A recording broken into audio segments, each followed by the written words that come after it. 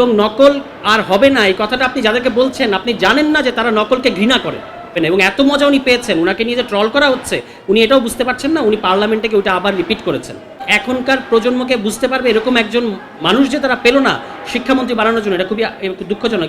এবং যারা এই মুহূর্তে সরকারে আছেন তাদের আমার কাছে মনে হয়েছিল সবসময় তারা একটু অফ টিউন মানে হচ্ছে তারা এই প্রজন্মকে বুঝতে পারছেন না। যেমন যাকে তারা শিক্ষামন্ত্রী বসিয়েছেন মিলন ভাই খুবই সজ্জন মানুষ, ভালো মানুষ, এ ব্যাপারে কোনো সন্দেহ নাই, কিন্তু একজন মানুষের জীবনের সবচেয়ে বড় যেটা অর্জন এরপরে তাকে আর কোনো দায়িত্ব দেওয়া মানে উচিত না।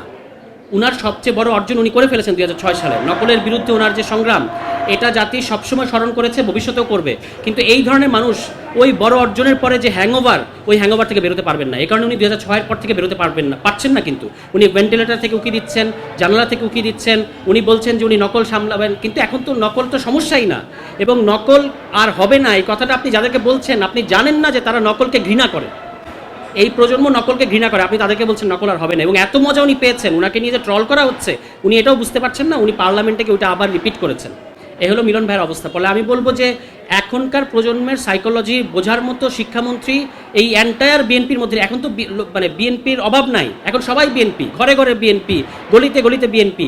কিন্তু এখনকার প্রজন্মকে বুঝতে পারবে এরকম একজন মানুষ যে তারা পেল না শিক্ষামন্ত্রী বানানোর জন্য, এটা খুবই দুঃখজনক। এবং দুঃখটা আরও বাড়লো যখন দেখলাম যে তিনি বললেন যে জঙ্গির বিষয়ে যেটা বলেছেন।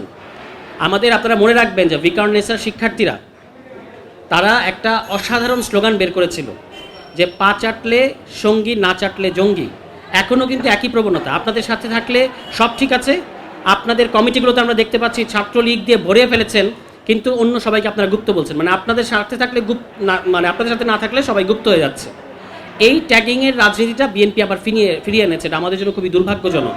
কিন্তু আপনি মনে রাখবেন যে যেটা বেশি লেবু বেশি কচলালে ওইটাই শিক্ষার্থীরা বারবার বলে। বাংলাদেশে কি রাজাকার ছিল না বা নাই? আছে। কিন্তু শিক্ষার্থীরা যখন রাজাকার শব্দটাকে একটা প্রতিবাদের অংশ করেছে, এটা কেন করেছে? কারণ আপনি এটাকে অতিরিক্ত ব্যবহার করেছেন। এখনও আপনি গুপ্ত বেশি বেশি ব্যবহার করবেন, কয়েকদিন পরে দেবেন গুপ্ত লেখার টি শার্ট পরে শিক্ষার্থীরা ঘুরে বেড়াবে, তখন আপনি গুপ্ত হয়ে যাবে প্রকাশ্য।